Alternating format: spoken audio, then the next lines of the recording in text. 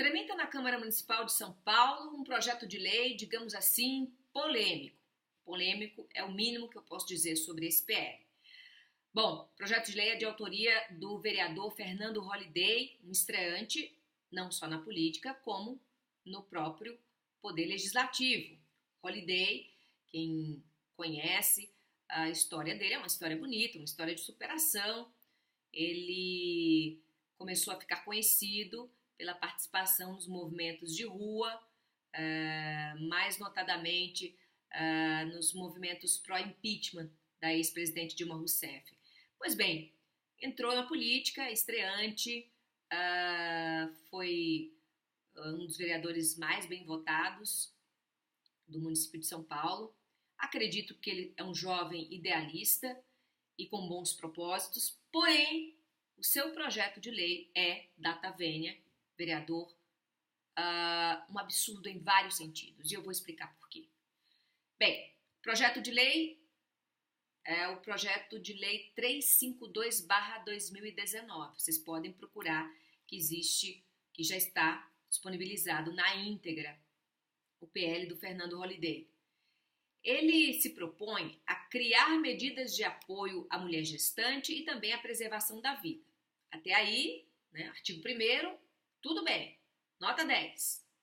Lembrando que a lei brasileira, ela autoriza o abortamento legal em 3 situações, em 3 hipóteses. E por que eu falo abortamento, né, e não aborto? Porque aborto é o fruto do abortamento, né? É o resultado do abortamento. O abortamento é a prática de se abortar. E o aborto é o feto sem vida resultante do abortamento. Então, vou passar a usar essa palavra, porque é a palavra correta. Voltando, a lei brasileira autoriza abortamento em 3 hipóteses. Quando a gestação for resultante de estupro, quando a gravidez puser a vida da mãe em risco e quando o feto for anencéfalo e, portanto, sem condições de sobreviver fora do útero da mãe. Agora vamos às excentricidades do PL 352. Logo de cara, no seu artigo 2º, ele diz o seguinte: o município de São Paulo somente realizará o abortamento legal mediante a apresentação de um alvará judicial, ou seja, ele já impõe uma condição a um direito que já é líquido e certo, já é reconhecido, né? O direito ao abortamento nessas 3 hipóteses que eu já citei. Então, o PL torna-se um óbice, um dificultador, né, da realização desse direito.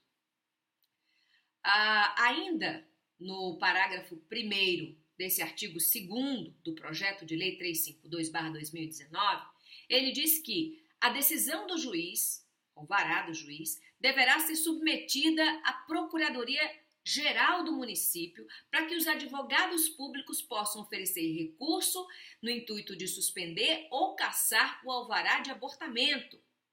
Vamos lembrar que o juiz ele é soberano na análise das questões que são levadas até ele. E ele é soberano também para decidir sobre essas questões.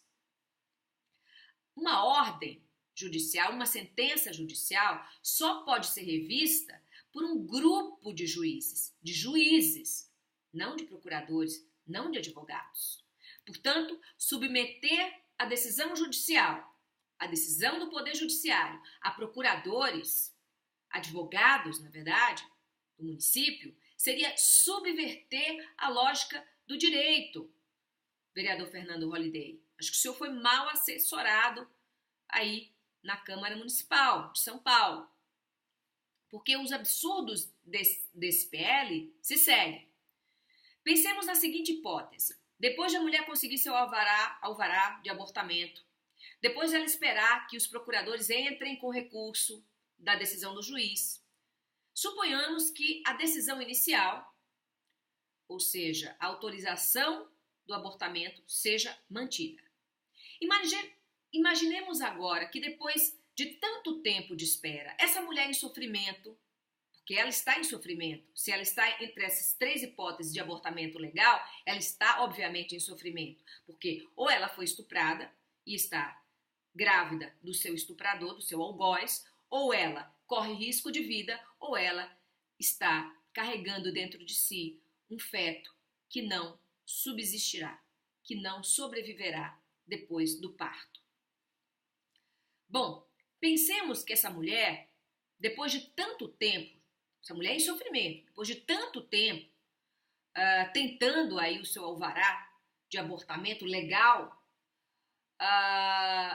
imaginemos que depois desse martírio jurídico, ela possa finalmente ser submetida ao aborto legal, conforme diz a Constituição. Certo? Ela vai submeter? Não, errado. O PL diz que, apesar dela ter em mãos esse alvará judicial, ela precisa aguardar pelo menos 15 dias para, e aí vem outra insensatez, mais uma insensatez, para se submeter obrigatoriamente, atentos à palavra, obrigatoriamente, a atendimento psicológico, atendimento psicossocial, exames de imagem e som que demonstrem aí os sinais vitais do feto e demonstrações de técnicas de abortamento com explicações sobre atos de destruição, fatiamento e sucção do feto, tudo isso com vistas a dissuadi-la, ou seja, fazê-la desistir da ideia, da resolução do abortamento.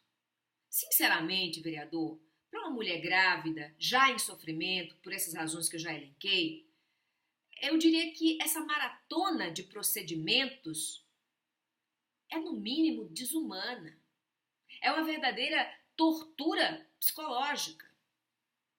Agora, esperem que tem mais. O artigo 5º do PL 352, ele tem a ousadia de dizer, e eu vou ler ipsilíteris, artigo 5º, obrigatoriamente a gestante passará por atendimento religioso sempre que ela e seus pais expressarem qualquer forma de teísmo. Teísmo é religião, né? Religiosidade, fé. E aí eu me pergunto, como assim?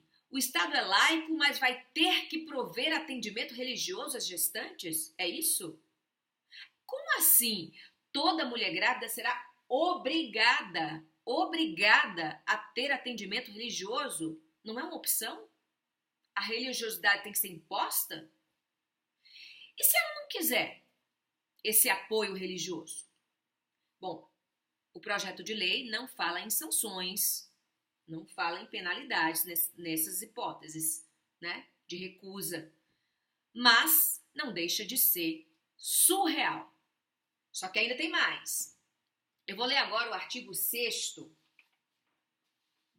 do PL 352 e eu vou ler na íntegra para não ter engano. Se em qualquer caso de atendimento médico for detectada uma gravidez em que as condições sociais e psicológicas da gestante indiquem propensão ao abortamento ilegal, o município requererá medidas judiciais cabíveis para impedir tal ato, inclusive a internação psiquiátrica. Olha, esse PL, esse projeto de lei, minha gente, ele institui o pré-crime, o crime prévio. Porque eu pensei que o dom de adivinhar as intenções criminosas de alguém era exclusivo de ficção científica, mas não. Aliás, tem um filme muito bom sobre isso, que é o Minority Report, com o Tom Cruise, né? E nesse filme, o sujeito era preso e punido antes mesmo de cometer o crime, só porque adivinhou-se que ele cometeria o crime. É mais ou menos isso que o PL propõe. Mas isso é ficção. Não existe. Então eu pergunto, como é que o município poderá saber da propensão de determinada gestante ao abortamento ilegal? Como adivinhar que grávida A ou B tem inclinações para cometer o abortamento ilegal? Esse PL ele chega ao cúmulo de insinuar que mulheres pobres e mães solteiras seriam criminosas em potencial. E para evitar que elas tentem fazer o abortamento ilegal, elas deveriam ser trancafiadas numa clínica psiquiátrica como se loucas fossem. Ou seja, você pune a mulher antes mesmo dela praticar um crime. Só pela suposição de que ela poderia praticá-lo. Isso não existe. Isso não existe no direito. E como se tudo isso não fosse bizarro bastante, já é, o projeto de lei em questão, ele cria despesas que não poderão ser bancadas pelo município. Ora, o município mal pode manter abertas as clínicas e pronto-socorros. Enfim, esse projeto ele é despropositado, ele extrapola os limites do legal, do bom senso e, para arrematar, ele fere até o princípio da competência legislativa, porque cabe somente ao chefe, ao executivo, propor lei que implique em demanda orçamentária, ou seja, gastos no orçamento do município. Sim, eu entendo o desejo do parlamentar de dificultar ao máximo o abortamento legal, né? O abortamento mesmo nos casos em que a lei, a Constituição permite. Eu sei que o Fernando Holliday é contrário ao abortamento. Mas olha, vereador, a criminalização do abortamento é um combate que só pode ser travado em outro fronte, em outro local, em outro fórum, mais precisamente no Congresso Nacional. Então, deixa esse assunto para quem tem prerrogativa. Boa noite, Brasil.